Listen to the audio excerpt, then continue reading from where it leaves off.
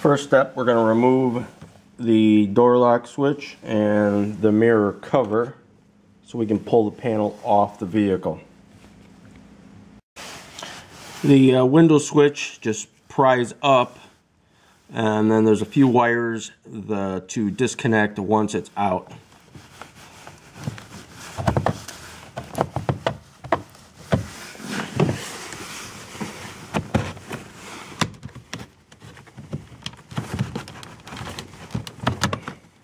It's hard to hold a camera with one hand and pull the switch.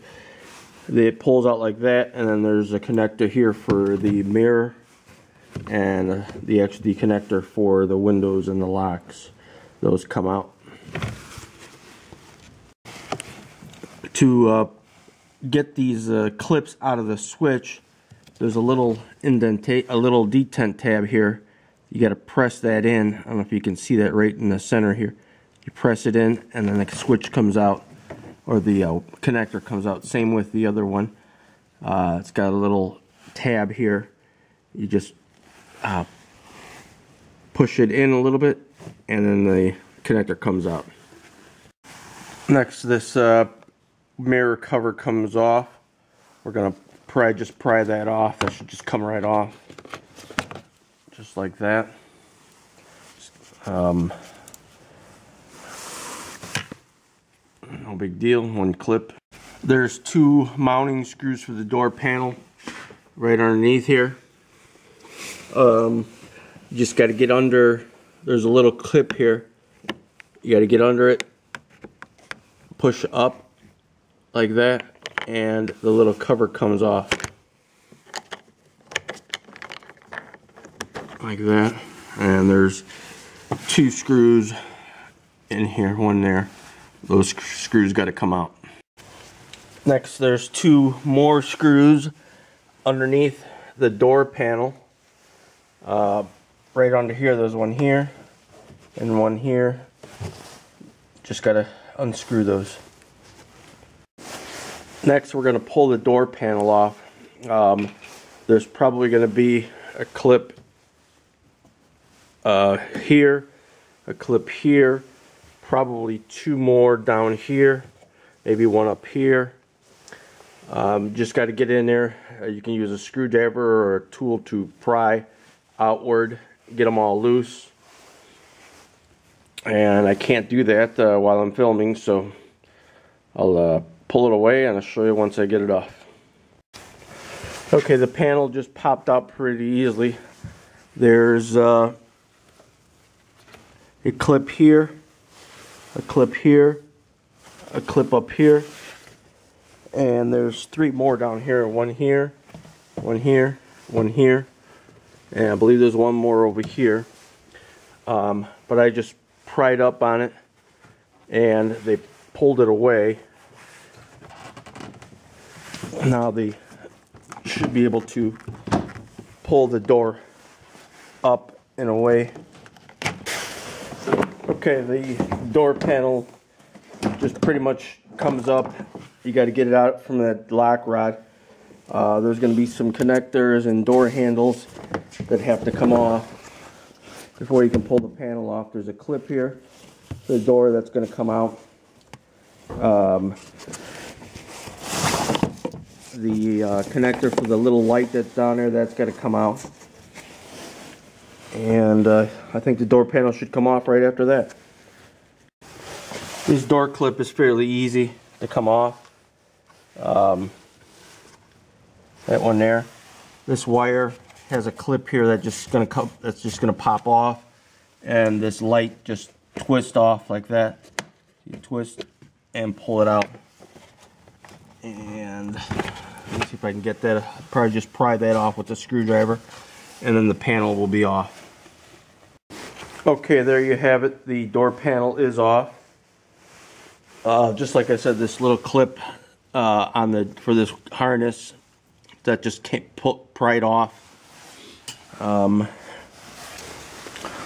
Okay, this little plastic clip that just pops off like that, and this glue is pretty heavy. It's stuck on there really well, so I'm just taking it and just slowly just prying away. Careful not to tear the plastic liner. It's pretty heavy, so I don't think it'll be too bad. I'll probably have to use some kind of other adhesive or some duct tape to hold this moisture barrier back in place. This glue is pretty much dried out, but it is coming off. But try not to be too aggressive, or you'll distort or tear this liner. Okay, I peeled off just enough, peeled it back just enough so I can gain access to the latch. Just put a piece of tape here just to hold it out of the way. Next thing I'm going to remove is this screw for the lock rod, and we got this screw here that holds looks like a channel down here, so I'll do that right now. Okay, now with the liner off, we're going to remove this bolt, which is like a guide for the run channel. You can see the bottom of it here, right here. This is what we're going to unbolt. This metal piece goes all the way up towards the top here and fits into a little slot in the door. So once this screw is removed, we'll slide that bar out of there. The gasket will stay in place. Will stay there. You just kind of bring it out, tape it out of your way. When you put it back on, you'll get it back up there partially, and just put the gasket back on, and just got to work it up into the little cavity up here, because it'll slide it right up into it, and then you'll be able to get your bolt through it. Okay, I got the screw off. I just put it back in there so I don't lose it. It just kind of came out, pried it out a little bit like that, and got this set aside now. There's this clip here with this harness that goes to the door lock actuator. I'm going to take these two clips, squeeze them, and that pushes through like that. This harness here, same thing, just push that little tab in and pull it out. That'll have to be disconnected. That's part of the actuator. There's another clip here. Looks like it's part of the harness. I don't know if I'm going to have to remove that yet. I'll let you know in a second. Okay, I disconnected the door lock handle rod. This little clip just kind of slides up, and then this rod just you can just pry it outward. Same with the lock cylinder rod. Right back here, it's same thing. This little plastic piece just slides up, and then you can just push the lock rod out. These latch screws are pretty tight. I couldn't get them off with the regular screwdriver, so I just took a 1/4 inch 3/8 drive socket with a Phillips head bit, and that gave me a little more torque to be able to get these things off of there, push up against the door, and get these things freed up. They were pretty tight, so no way a regular screwdriver was going to get it off by hand.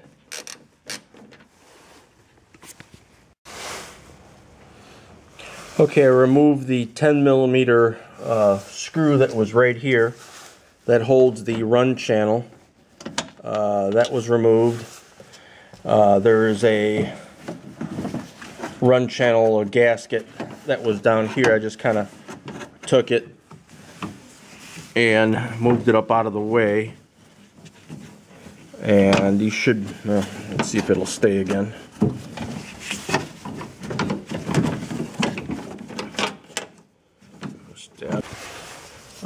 Just a heads up, this run channel guide slides right into this gasket for the window. This is where the window rolls up and down. The one bolt we removed down at the bottom there held this in place. The other end here just kind of slid into the run channel. The way. Okay, and then this latch should come out now. And here's some other clips that we got to loosen up here. They just got to squeeze them a little bit, and they push through for the harnesses. And let me get this out because it's kind of hard to hold a camera, and I'll get it out and show you. Okay, I got the latch out. It carefully comes out of there. This lock rod here got stuck, but just comes out carefully to this point here. I don't think you have to go any further than this, because we're not replacing the latch. We're going to replace the. We're not replacing the latch. We're just going to replace the actuator. So we'll disconnect these two little connectors.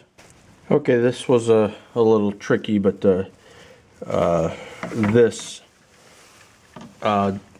door handle rod assembly had to come off. There's a screw right here that came out here. Once that was disconnected, we can grab the whole thing. Now the actuator slides into here, and these little clips right here. Let me see if I can show you here. These little clips here, that one and that one down here, that's what holds the actuator in place. You have to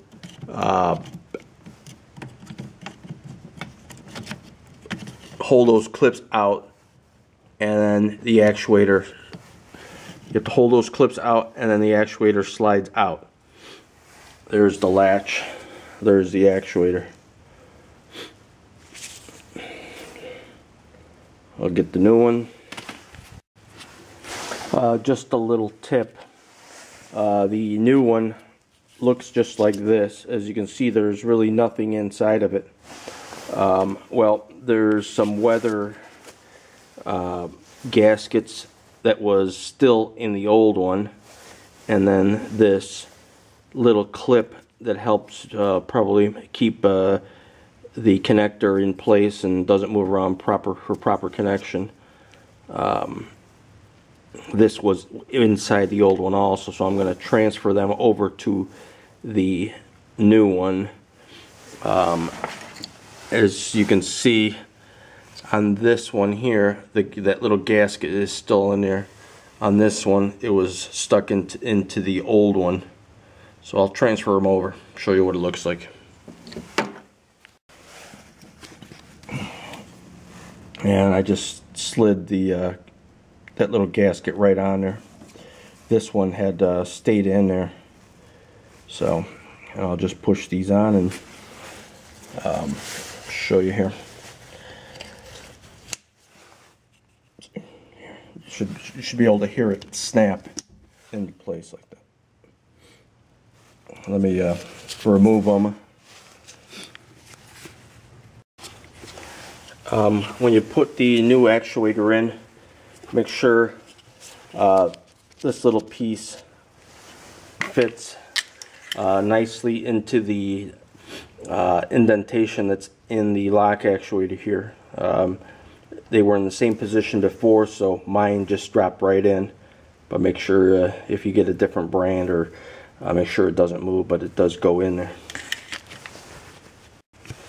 Okay, I got this linkage piece. Got this linkage piece back together. One screw that I took out, that just kind of presses back in. This slides in here. Make sure everything goes back the way you had it. Try not to disturb it when you remove it to begin with, but it's pretty simple. This rod here kind of works the latch, so it goes from here to here underneath there. It locks, 2 tabs here that lock in place. It just pushes on, and then the screw there to hold it in place. Okay, I got the lock actuator back in. Make sure this is poking out the side here. Make sure your linkage rods are in the up position so you can, these lock rods, make sure they're in the up position so you can connect them back into the door lock cylinder and the handle there. I'll get it back in place and then get these screws back on. Okay, I got the lock rod bolted back in. I got the linkage back on the door handle here. I got the lock cylinder linkage back on right back here. Make sure this harness is not caught between or behind the linkage. Make sure it's in front of it. Next, I don't know if you can see in here, but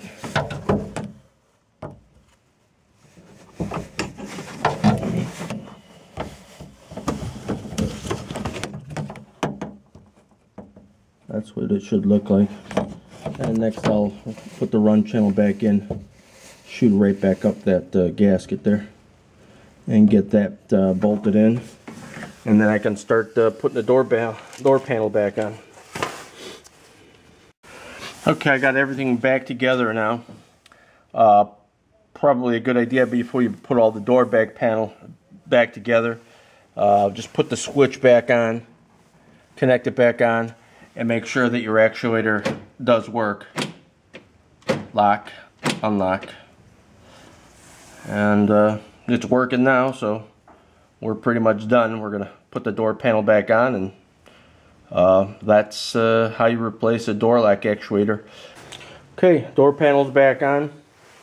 All the screws are in, switch is in, this cover's in, and try it again. We're in business.